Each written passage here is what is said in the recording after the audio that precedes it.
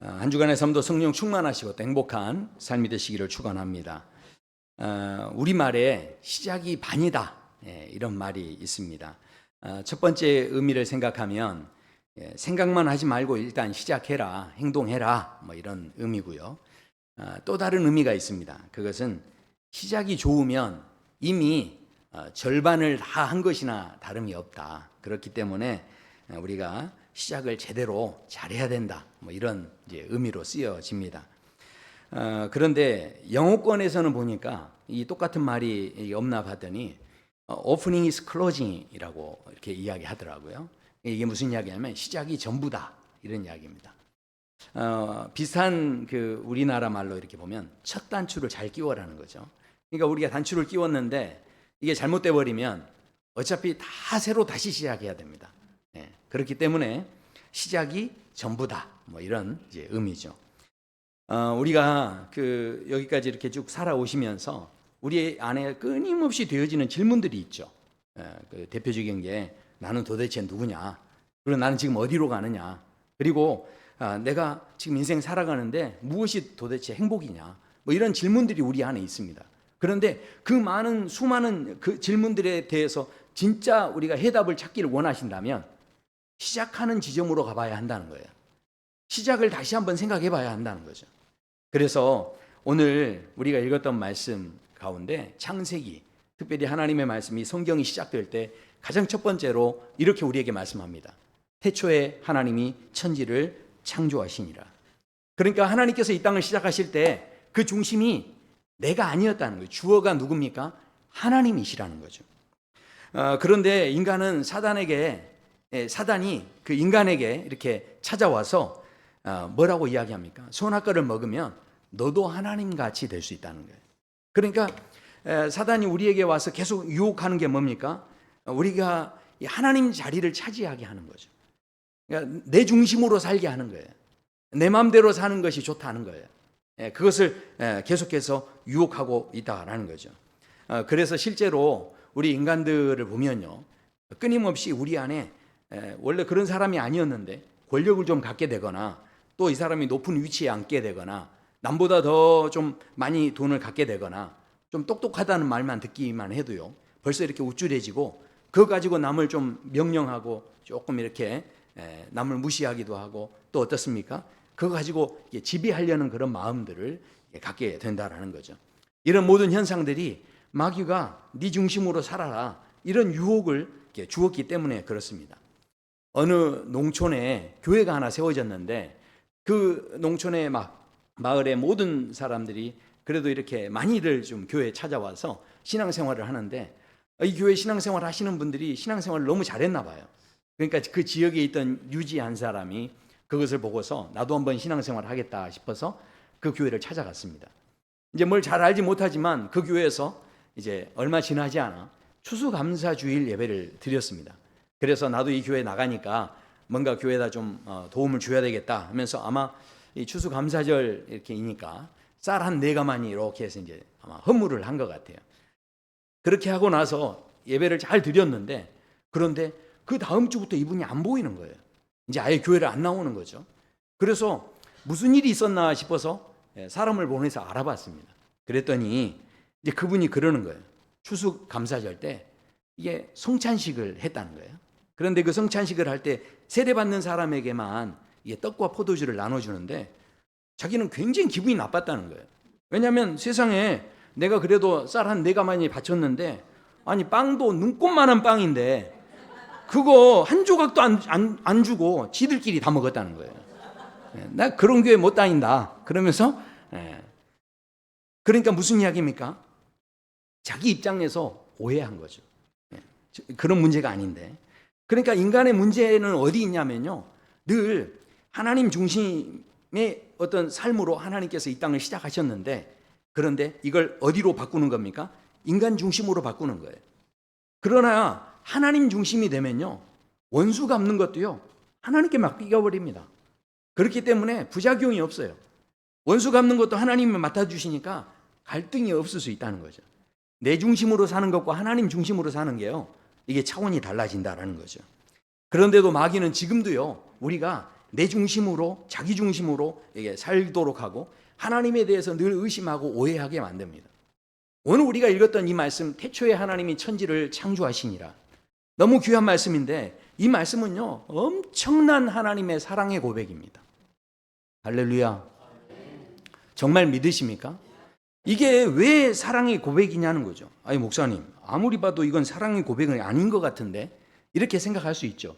그런데 이 말씀이 왜 사랑의 고백이냐? 자, 여기 보시면 천지를 창조하셨다. 창조. 그런데 이 창조했다는 것은요 없는 데서부터 있는 걸 만들었다는 이야기죠. 그런데 이 창조에는 없는 데서 있는 거 만드는 것으로 끝나는 게 아닙니다. 이것을 만든 다음에 그 다음에 통치하시고 다스리시고 관리하시고 유지하시고 보수하는 모든 것들이 다 함께 이 창조 속에 포함이 되어 있다라는 이야기죠. 마치 부모가 아이를 낳은 다음에 아유 이제 나는 부모 역할 다 했다 하면서 아이를 떠나는 부모는 없습니다. 아이를 낳은 다음에 어떻게 합니까? 눈을 떼지 못하고 아이를 돌봐주기 시작하죠. 그리고 기저귀도 갈아주고 우유도 먹여주고 병이 나면 막 걱정하고 또 치료해주고 그 다음에 애를 어떻게든 유치원에 또 이렇게 보내주고 하면서 끊임없이 이 자녀에 대해서 관심을 가지고 돌봐주고 그렇게 하는 겁니다. 하나님의 창조가 그렇다는 거죠. 하나님께서 그냥 떡하니 우리를 만들어 놓고만 그만두신 게 아니라 그 모든 것을 관리하시고 통치하시고 끝까지 지켜주신다는 거예요. 그러니까 하나님께서 우주 만물을 다 지으실 때 하나님 기분 내키는 대로 무작정 지으신 게 아니었다는 겁니다. 하나님께서 우리 여기에 계신 모든 성도 여러분을 지으실 때 여기에 아무 계획도 없이 지으신 게 아니고 우리는 그저 이 땅에 어느 순간 그냥 아무 이유도 없이 우연히 그렇게 던져진 그런 존재가 아니었다라는 겁니다. 그러므로 우리가 이 하나님의 창조의 이 고백이 얼마나 큰 사랑인지를 생각할 수 있어야 되는데, 그런데도 우리는요 늘 하나님을 오해하는 거예요. 그래서 아니 그렇게 소중했으면 첫 번째로 만들지 뭐 여섯 번째로 만드는 건 뭡니까? 이렇게 이제 질문하는 거죠. 그런데 그것은요 하나님에 대해서 너무 크게 오해하는 거예요. 왜냐하면 하나님께서는 이 땅에 먼저 공간을 다 만드셨죠. 하늘과 땅, 그 바다 모든 공간을 만드시고 그 공간 속에다가 모든 걸 하나 둘씩 다 집어넣으십니다. 그 다음에 어떻게 하십니까? 그걸 만들 때마다 보시기에 좋았더라 하면서 막 감동을 하십니다. 아니 그러니까 야 그게 얼마나 좋으셨으면 그렇게 하셨을까? 그거를 질투하는 것도 또 오해해요. 왜냐하면 나는 이런 식으로 만들어 놓고 세상의 것들은 막 이렇게 나는 이런 식으로 자유롭게 만들어 놓고 뭐 이렇게 하면서 이렇게 생각하시면 그것도 오해라니까요. 왜냐하면 지금 하나님께서 그 모든 만물을 지으시고 왜 감동하셨을까요? 우린 대부분 야 그 멋진 자연이 아름답다 이래서 감동했을 거라고 생각하시죠? 그런데 그게 아닙니다. 그 모든 것을 다 지어 놓으신 다음에 마지막으로 사람을 만드시는데 결국은요 그 모든 걸 누구한테 주실 생각을 하니까 좋은 거예요? 사람한테 주실 생각을 하니까 이게 너무 좋은 거예요. 자, 마치 부모가 첫째 아이를 딱 출산하면 그 집에 무슨 일이 일어납니까? 출산용품을 막 준비하고요, 아기 막 침대도 준비하고요.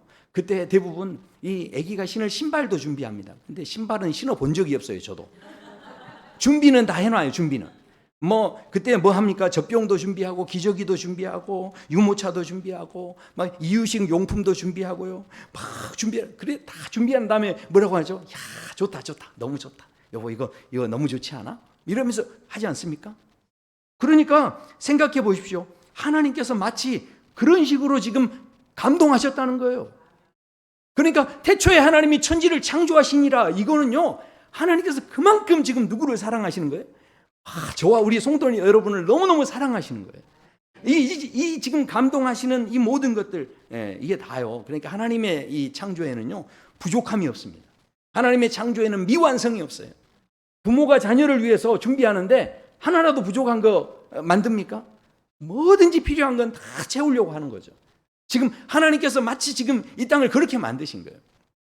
토니 주니퍼라는 분이 환경운동가인데 이분이 쓴 책이 하나 있어요. 그게 뭐냐면 이 자연이 주는 손익계산서예요. 이분이요 우리가 지금 대부분 누리고 있는 자연의 모든 것들을 당연한 듯이 그냥 이렇게 쓰고 계시지만 그러나 이것을 돈으로 한번 환산을 해봤다는 거예요. 그랬더니 매년 동안 연간 이 비용을 계산하면 100조 달러, 100조 달러. 아무튼 돈을 세게 말해도 뭐 놀리질 않으세요. 그 감이 안 오시죠? 이게요, 전 세계 GDP의 2배랍니다. 1년에 그 GDP의 2배. 그러니까 엄청난 막대한 돈이 들어가는 거예요. 그러니까 예를 들면 이 땅 자체가요, 굉장히 중요한 일을 한다는 거예요. 이 땅이 그냥 있는 것 같지만 땅이요, 실은 이산화탄소를 흡수를 한대요. 근데 이산화탄소 40%를 이게 흡수한대요. 그러니까 생각해 보십시오. 만약에 우리가 지구의 온난화를 막기 위해서 공기 정화기를 만약에 이렇게 다 설치해 가지고 40%를 만약에 해결하려고 하면, 이게 이 이산화탄소를 없애려고 하면 이게 얼마나 많은 돈이 들어가겠어요. 그런데 하나님이 주신 땅이 이걸 그냥 저절로 한 40%를 해결해 주신다니까요. 이거 놀랍지 않으신가 봐요. 땅이요, 또 하는 일이 뭐냐면 이게 물을 흡수해 주는 거예요. 땅이 물을 이렇게 담아두는 거죠. 그러니까 비가 오는데 만약에 이게 담아주지 않으면 어떻게 되겠습니까? 홍수가 나는 거예요. 근데 비가 또 안 오면 어떻게 되죠? 가뭄이 오는 거죠. 그러니까 가뭄이 되지 않도록 땅이 계속 물을 머금고 있는 거죠. 한번 생각해 보십시오. 만약에 비가 올 때 그것을 담아둘 수 있는 그릇을 만들고 용기를 만든다고 하면 이게 얼마나 큰 걸 만들어야 돼요. 이게 얼마나 많은 돈이 들어가겠어요. 근데 그거 다 지금 다 공짜로 누리고 계신다니까요. 지금 한번 생각해 보세요. 바다가요, 우리에게 얼마나 많은 불로소득을 주는지 모릅니다. 그래서 모든 우리 사람들이 바다에서 뭐 심거나 기르거나 막 이렇게 하지도 않고 그냥 잡아먹는 게 연간 3천억 달러래요. 그러니까 그 정도를 우리가 잡아먹는데, 제가 한 가지만 예를 드리면요, 이 우리가 이렇게 그 제철에 그 보면 굴을 이렇게 많이 드시잖아요. 뭐 바다의 뭐 우유다 뭐 이렇게 이야기하는데, 근데 그 굴을 드시는데 그 굴 한 마리가 이 물 속에서요, 공기를 정화하는데 200리터를 정화를 한대요, 하루에. 그러니까 생각해 보십시오.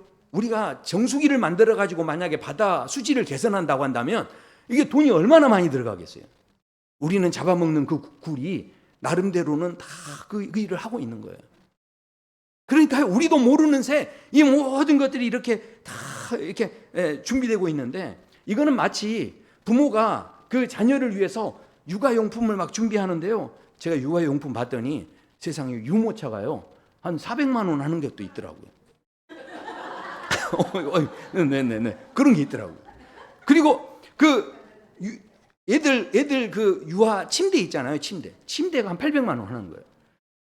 그러면 그냥 어떻게 조금 돈 되면 자동차 한 대 사겠어요. 그런데 그 부모들이 그걸 준비하면서도 전혀 아까워하지 않는 거예요. 근데 그게 바로 누구 마음이에요? 하나님 마음이라는 거예요. 하나님께서 지금 이 모든 자연의 것들을 창조하시고 다 준비해 놓으시고 아까워하지 않고 좋다. 왜 좋아요? 우리에게 주실 생각을 하니까. 지금 이 창조의 사건 속에서 그래서 하나님께서 우리를 지금 얼마나 사랑하고 계시는지를 그렇게 말씀하고 계신다라는 거죠. 그런데 결국은 뭡니까? 결국은 이 천지 만물의 모든 것, 물론 우리가 중요하지만, 그러나 이 모든 것보다 뭘 더 중요하게 지금 보시고 계시는 겁니까? 저와 우리 성도 여러분을 그만큼 지금 중요하게 보시는 거예요. 생각해 보십시오. 이 건물보다 더 중요한 게 어디 있습니까? 건물 안에 있는 사람이 중요한 거죠. 백악관이나 청와대가 있는데 왜 사람들이 거기에서 그 건물을 막 지키고 그럽니까? 요란을 떱니까? 건물이 좋아서요?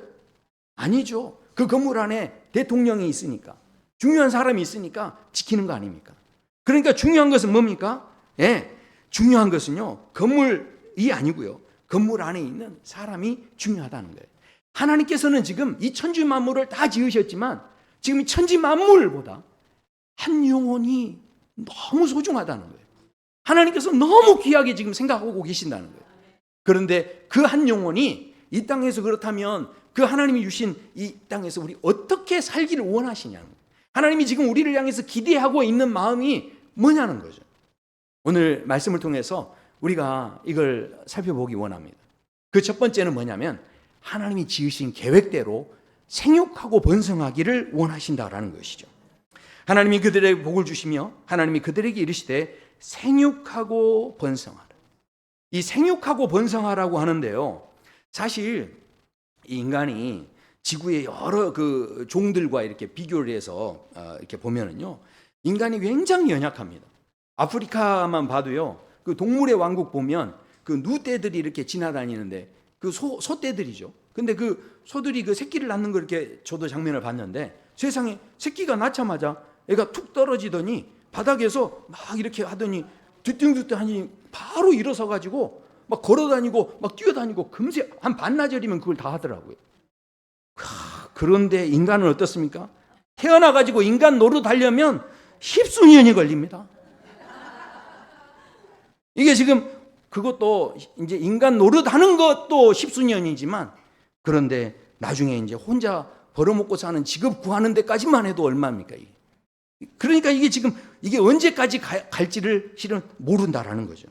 그런 인간에게 생육하고 번성하라 이렇게 이게 말씀했는데, 야, 이게 지금 결코 쉬운 일이 아닌 거죠. 왜냐하면 사람은요, 아기를 낳을 때 몇 명 낳습니까? 한 명 낳는 거죠. 그런데 2명만 낳아도, 예, 쌍둥이로 2명 낳으면 사람들이 우와 하고 놀래잖아요. 3명 낳으면 어떻습니까? 기절하는 거죠. 이제. 그 4명 낳으면 어떻죠? 뉴스에 나와요. 뉴스에. 5명 낳으면요, 이건 잘못하면 죽을 수도 있습니다. 그러니까 이게 인간은요, 이게 원래 이렇게 한 명만 낳는 거예요. 그런데 다른 동물들은 어떻습니까? 일단 서너 마리 낳는 건 기본이에요. 그리고요, 거기에서요, 이 새들도 막 대여섯 마리 막 낳고, 예전에 이게 보면 참새들 보면 막 이렇게 제비 뭐 보면 이렇게 많이 있지 않습니까? 그리고요, 이제 새끼로 안 나고 알로 낳는 애들도 있어요. 거북이도 막 알로 낳지 않습니까? 근데 이게요, 이게 한두 개가 아니에요. 막 수백 개 낳고요. 어떤 거 막 수만 개를 막 낳습니다. 알을. 자, 그러면 생각해 보십시오. 거기에 비하면 인간은요, 맨날 한 명만 낳는데, 그런데 그 인간이 막 이게 생육하고 번성한다는 게 이게 그 다른 종들하고 비교하면 이게 지금 가당키나 합니까? 이게 비교가 안 되는 거죠. 그런데 너무 놀라운 것은 그럼에도 불구하고 하나님께서 지금 우리 인간이 이렇게 다 살아남을 수 있게 해 주셨다는 것 자체가 기적인 거죠.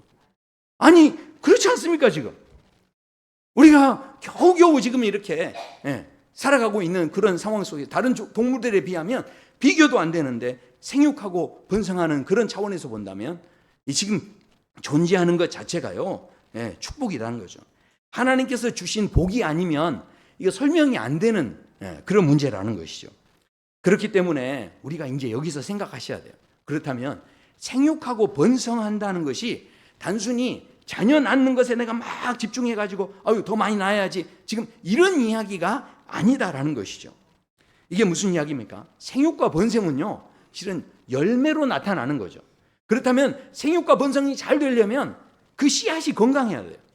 그러니까 우리가 지금 집중해야 되는 것은 생육과 번성, 열매가 아니라 그 씨앗을 우리가 어떻게 생각하냐는 거죠. 그러니까 결국은요, 하나님께서 우리 각자에게 주신 꽃이가 있다는 거예요. 근데 그 꽃이가 있는데 아무리, 그러니까 제가 예를 들어드리면 아무리 좋은 신발, 이쁜 신발을 보시더라도 그것이 내 발에 안 맞으면요, 내 것이 될 수가 없습니다. 그러니까 우리 각자에게 하나님이 주신 나름대로의 그 꽃씨가 있다는 거예요. 그렇다면 그 씨가 이렇게 피워지려면 남하고 비교해서는 피울 수가 없어요. 그 씨가 더 건강하도록 그 씨앗에, 하나님이 주신 그 씨앗을 우리가 집중하는 게 필요한 거죠. 이 알리 하페트라고 하는 분이 계세요. 근데 이분이 주변 사람들이, 어떤 사람이 다이아몬드를 발견해가지고 엄청난 부자가 됐다는 이야기를 듣고 자기도 마음이 설레가지고, 야, 나도 이 다이아몬드 발견해가지고 이 팔자 좀 펴봐야 되겠다 이렇게 생각을 하고, 이분이 집에 있는 그 농장을 다 팔아버리고 이분이 다이아몬드 찾으러 막 전국 방방곡곡을 다닌 거예요. 그런데 그렇게 돌아다니다가 다이아몬드는 못 찾고 돌아다니다 죽었어요.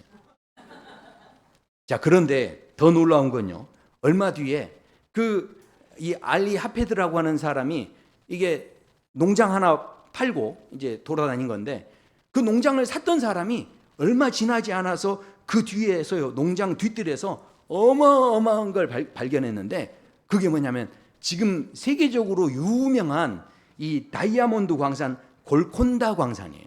이게 인도에 있어요, 인도에.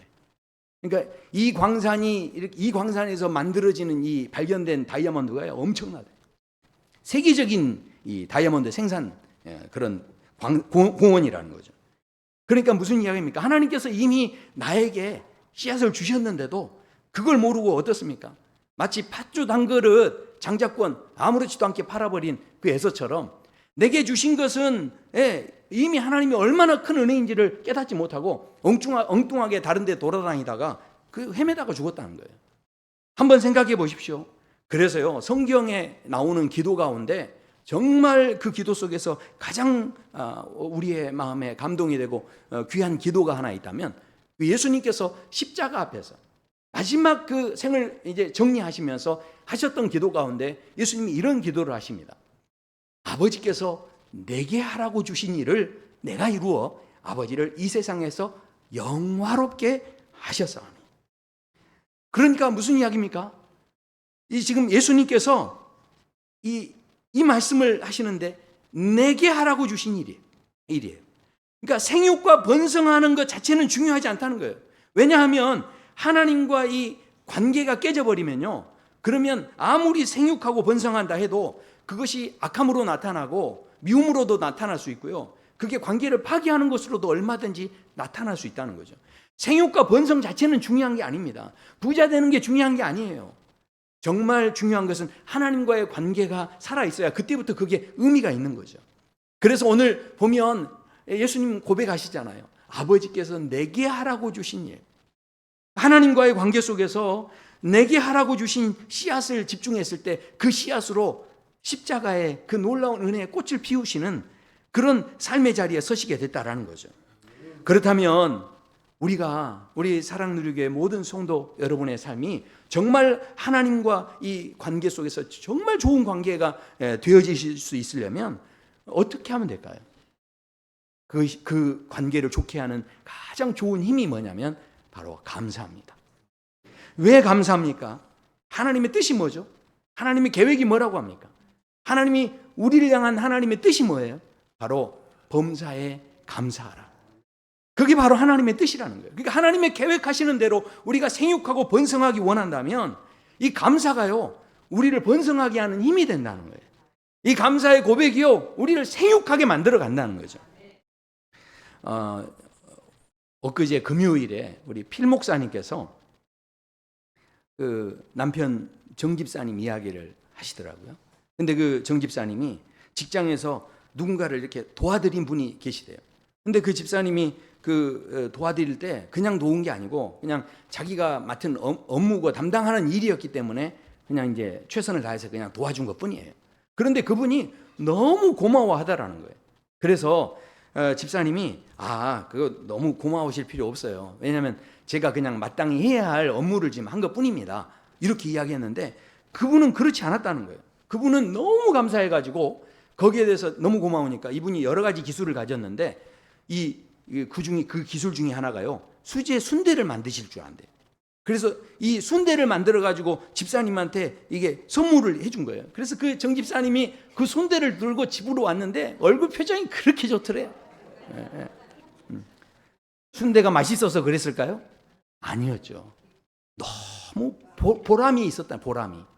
그러니까 이 보람이 있으니까 어떻습니까? 그 정 집사님 마음속에 그랬다는 거예요. 내가 더 좀 앞으로 더 잘해드려야 되겠다. 어려운 분들 내가 어떻게든 좀 더 잘 도와드려야 되겠다. 이런 마음이 막 생겼다는 거예요.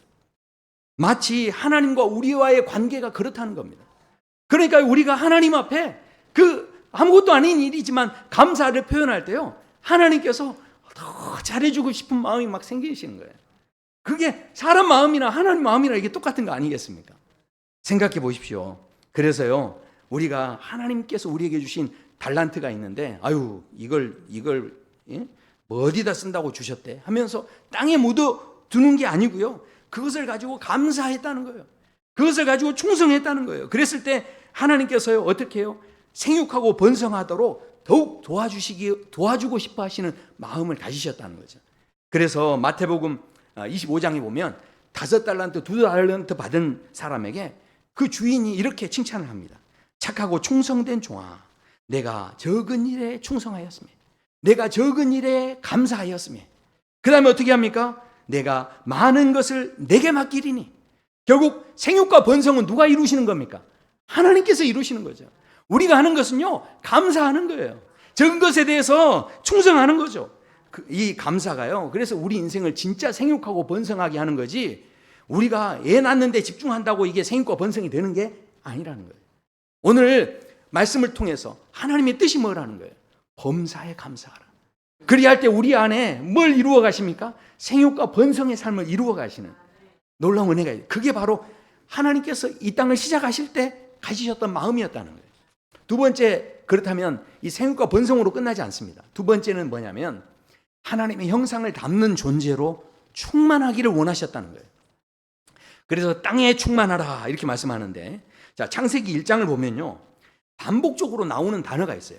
그게 뭐냐면 이 1장 속에서 종류대로 이런 말씀이 나와요. 그러니까 이 말씀에 보면 땅의 짐승을 그 종류대로, 가축을 그 종류대로. 그러니까 무슨 이야기입니까? 소는 소같이, 말은 말같이, 고양이는 고양이같이 다 이렇게 만드셨다는 거예요. 그런데 모든 것을 다 그 종류대로 그렇게 했는데, 그런데 사람에게 와서는요, 다른 이야기를 하세요. 사람에게 와서는 뭐라고 하시냐면 하나님의 형상대로.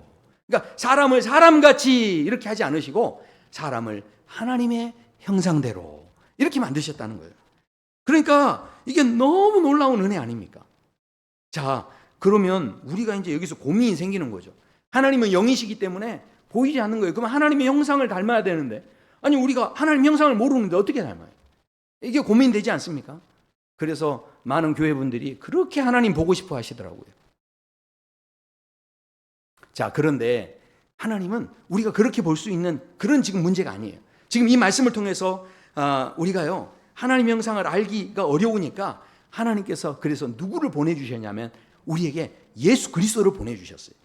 자, 그래서 그 예수님께서 인간의 몸을 입고 오지 않으셨다고 한다면 우리는요, 하나님의 형상과 모양을 영원히 잃어버리고 마치 그냥 짐승처럼 살았을 겁니다. 그런데 예수님께서 오셔서 하나님의 형상을 가진 예수님께서 이 땅에 오셨는데, 자, 그렇다면 생각해 보세요. 그 예수님이 이 땅에 오셔서 그 형상대로 하셨던 일이 뭡니까? 예수님께서 이 땅에 오셔서 줄곧 하셨던 일은 뭐냐면 하나님하고 모든 일을 의논하셨다는 거예요. 하나님 앞에 기도하고 하나님하고 상담하고, 하나님을 어떻게 하면 기쁘시게 할까, 이런 이제 생각을 했다는 거예요. 자, 그렇다면 생각해 보십시오. 이 창조 때 첫째 날부터 둘째 날, 셋째 날 이렇게 쭉 진행될 때 그 창조에서 보면 하나님이 이르시되 이렇게 말씀합니다. 모든 걸 창조할 때요, 이렇게 하세요. 하나님이 이르시되 이렇게 선포하십니다. 자, 그런데 인간을 만드실 때는요, 하나님을 이르시되 하지만 거기에는 좀 다른 게 나와요. 다른 거는요, 하나님께서 막 의논하고 이런 게 없었어요. 단독으로 그냥 명령을 하신 거죠.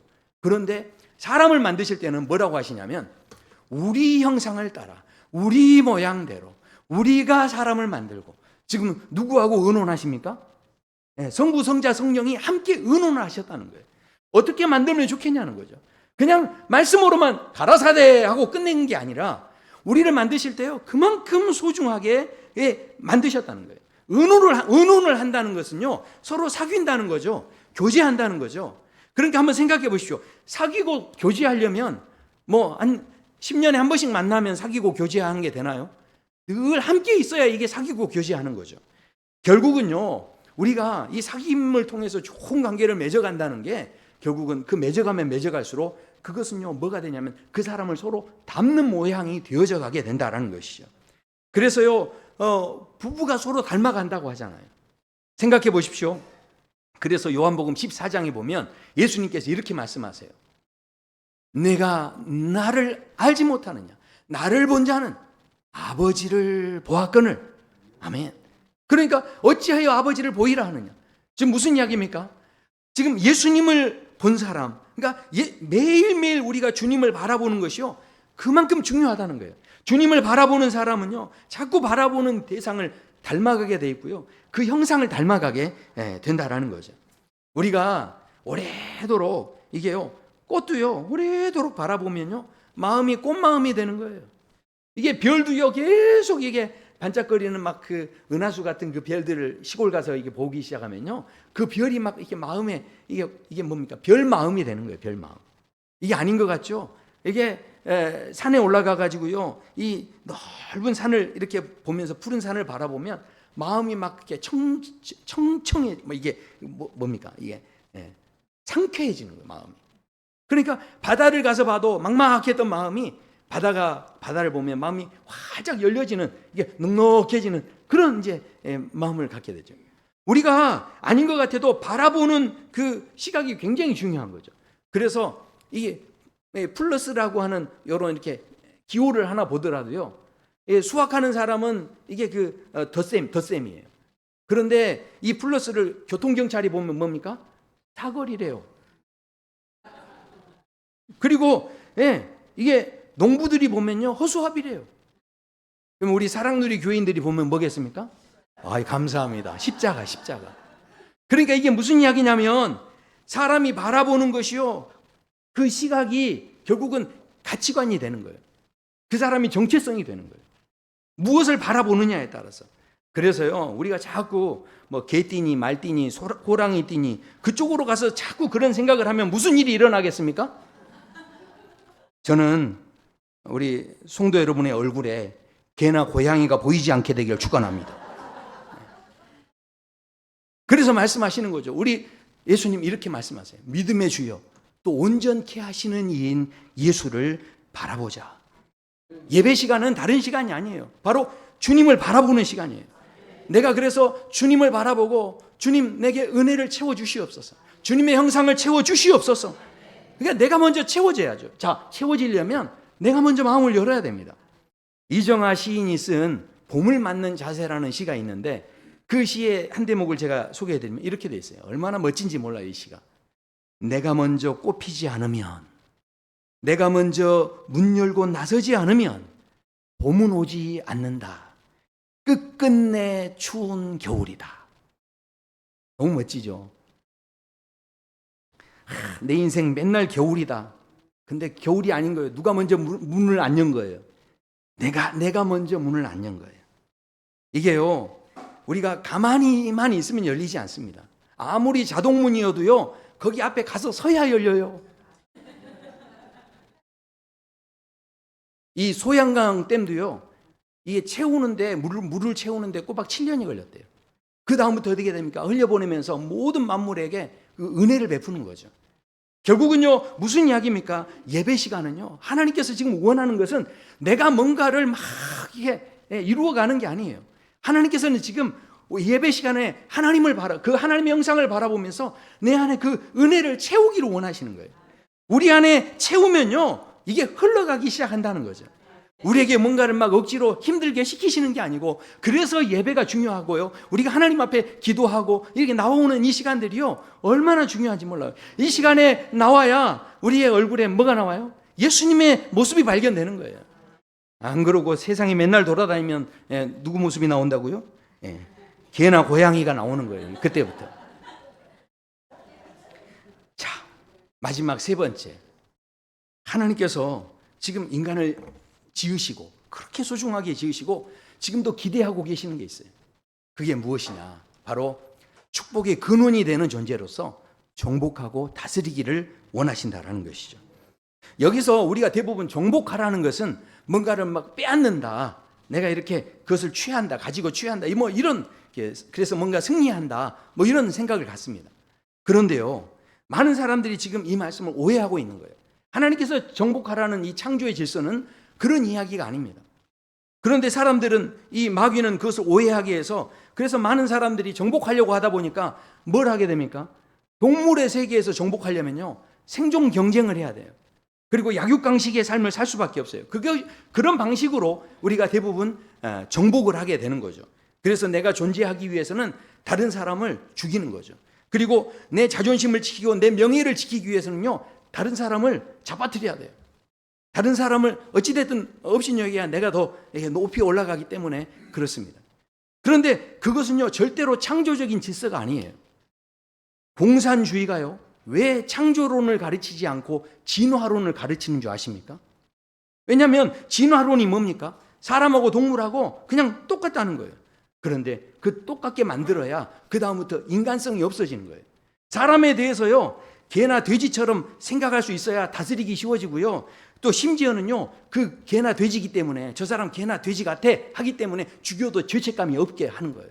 사람들을 그렇게 끌고 가서 그래서 전쟁에도 써먹고 그러면서 어떻습니까? 사람들이 이게 이 사람을 동물로 생각하기 시작하면요, 그러면 인간을 도구처럼 느낍니다. 그리고 필요할 땐 써먹고 아닐 때는 그냥 버려도 아무 양심의 가책이 느껴지지 않게 만드는 게 뭐냐면 이 동물처럼 생각하니까.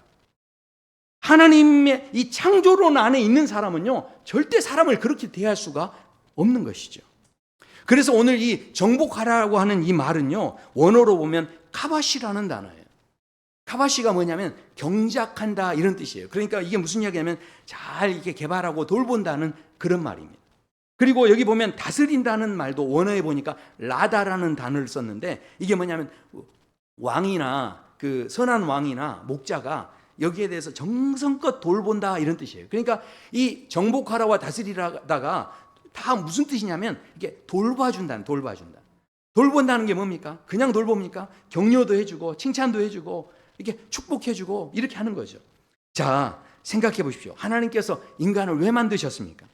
인간을 창조한 다음에 실은 가장 처음에 한 일이 무엇이었을까요? 오늘 우리가 읽었던 말씀을 보면요, 생육하고 번성하라 하기 전에 하신 말씀이 있어요. 그게 뭐냐면 복을 주시네요. 복을 주시네요. 그러니까 복을 주신 다음에, 축복하신 다음에 그 다음에 뭘 하게 하셨냐면 생육과 번성을 하게 하셨다는 거죠. 그건 무슨 이야기입니까? 그 축복을 받은 증거로 뭐 하라는 거죠? 자녀를 낳으라는 거죠. 그게 다른 말로 하면 뭡니까? 내가 복을 받았으니 그 복을 누구에게 흘려보내는 거예요? 자녀를 통해 흘려보내는 거예요. 자녀에게 전달해 주는 거고요. 그러니까 하나님께서 성도 여러분과 저를 지금 만나셔서 이렇게 교제하시고 또 축복을 함께 나누어가는 파트너로 지금 삼으셨다는 거예요. 하나님께서 지금 그렇게 우리를 만들어 가신 거예요. 그런데 생각해 보십시오. 우리 남자 여자가 만나서 서로 결혼하는 것도요, 남자가 어떻게 여자를 그냥 애 낳는 도구로 쓴다든가 뭐 가정부로 쓴다든가 이러기 위해서 결혼하는 겁니까? 할렐루야인가요? 아니죠. 그렇지 않습니까? 자, 서로 이용하거나 서로 필요에 의해서 결혼하는 게 아니지 않습니까? 결혼을 왜 합니까? 결국은요, 서로 사랑하고 교제하고 서로를 축복해주고 이러기 위해서 결혼하는 거, 한 몸이 되기 위해서 결혼하는 거 아닙니까? 지금 그래서 서로 교제하는 거죠. 하나님께서도 우리와 교제할 때 그런 마음이시라는 거예요. 우리를 이용해 먹고 싶어서 우리하고 교제하시고 우리를 불러주시고 이런 게 아니에요. 하나님께서 복을 주시길 원하시고 그 복이 흘러가기 원하시고 또 하나님께서요, 그래서 이게 얼마나 간절하셨으면 오늘 말씀으로 끝내지 않으시고 창세기 5장에 가면 또 아담의 족보를 이야기할 때 또 하나님께서 이 땅을 정복하라, 이렇게 생육하고 번성하라 축복을 또 해주세요. 그리고 놀랍게도 나중에 노아의 심판이 있은 다음에 창세기 9장에 가면 노아에게도 이렇게 이야기하세요. 하나님이 노아와 그 아들들에게 복을 주시며 그들에게 이르시되 생육하고 번성하라. 그러니까 생육하고 번성하라가 먼저 나오지 않아요. 가장 먼저 항상 뭐가 나오냐면 복을 주시고, 복을 주신 다음에 생육하고 번성하길 원하신다는 거죠. 그래서요, 믿음의 조상 아브라함을 부를 때도 마찬가지였어요. 아브라함에게 뭐라고 합니까? 이렇게 이야기, 내가 너로 큰 민족을 이루고 너에게 복을 주어 내 이름을 창대케 하리니 너는 복의 근원이 될지라. 그래서 하나님께서 예수님을 이 땅에 보내셨는데요, 예수님께서 이 땅에 보내죠. 그러니까 예수님께서도 우리에게 지금 우리에게 뭘 주시려고 이 땅에 오신 겁니까? 우리에게 진짜 복을 주시기 위해 이 땅에 오신 줄로 믿습니다. 하나님의 형상을 회복하기 위해 이 땅에 오신 줄로 믿습니다. 그 예수님께서 오셨는데 예수님이 이렇게 말씀하세요. 아버지께서 나를 세상에 보내신 것 같이 나도 그들을 세상에 보내었고, 그렇게 말씀합니다. 무슨 이야기입니까? 우리는 이 세상에 왜 왔냐는 거예요. 그냥 바람 따라 물결 따라 그냥 그렇게 오는 인생이 아니라는 거죠. 우리는 이 땅에서 할 일이 있어서 하나님께서 보내주셨다는 거예요. 불러주셨다는 겁니다. 바로 이 땅에서 하나님이 우리에게 주신 축복을 나만 누리는 게 아니라 그것을 나누기 원하시고 그걸 남겨주기를 원하시는 거예요. 우리의 삶의 자리 가운데서 우리는요, 절대로 저주받기 위해 태어난 인생이 아닙니다. 지금 고난이 있고 여러 가지 어려움이 있을지 모르지만 천지 만물을 다 창조하시고 보시기에 좋았더라, 그걸 지금 다 우리가 갖기를 원하시고 누리기를 원하시는 거예요. 결국은요, 하나님의 마음을 자꾸 오해하게 만드는 게 누굽니까? 마귀가 틈을 타서 그걸 오해하게 만드는 거예요. 하나님 마음을 잘 느끼지 못하게 만드는 거예요. 그러나 그 축복을 그래서 우리가 받고 그것으로 끝내지 않기 원하셔요. 그래서 오늘 우리가 이 창세기 1장의 마지막 절을 보면 이렇게 말씀합니다. 하나님이 지으신 그 모든 것을 보시니 보시기에 심히 좋았더라. 그러니까 다른 건 다 보시기에 좋았더라 했다가 마지막에 이 모든 것을 보시니, 결국 무슨 이야기입니까? 결국 사람에게 그 천지 만물을 다 주시면서, 그걸 맡겨주시면서, 그렇게 그걸 받아들고 있는 그 사람들을 보면서 보시기에 심히 좋았다는 거예요. 그런 하나님은 지금도 기대하고 계신다는 거예요. 우리를 통해서 그 복이 흘러가기 원하시고, 그 복을 통해서 그 작은 일의 충성함을 통하여서 많은 사람들이 복을 받는 천하보다 귀한 한 영혼. 지금 하나님의 마음은요, 이 지금 천지가 다 없어져도 그 한 영혼 때문에 이게 마음 아파하시고, 한 영혼이 돌아오면 그렇게 기뻐하시고, 지금 하나님의 마음이라는 거예요. 창세기 1장은요 하나님의 사랑의 고백이에요. 그 놀라운 사랑의 고백을 우리는 받았어요. 마귀는 계속해서 우리를 오해하게 만듭니다. 하나님을 오해하게 만들어요. 사랑하는 성도 여러분, 오늘 저와 성도 여러분의 삶이 예수님으로 말미암아서 하나님이 이으신 그 참된 형상을 회복할 수 있게 되기를 소원합니다. 오늘 주시는 말씀대로 정말 생육하고 번성할 수 있는 믿음의 자리에 서기를 소원합니다. 충만하기 원합니다. 우리 안에 주시는 은혜에 따라서 정복하고 다스리는 정말 축복의 존재로 살아가시는 그런 믿음의 삶이 되시길 축원합니다. 우리 인생에 질문이 있어요. 나는 누구인가? 나는 어디로 가야 하는가? 우리 인생의 진짜 행복은 어디 있는가? 바로 이 창세기 1장에 그 모든 대답이 담겨져 있습니다. 우리 함께 찬양하시겠습니다.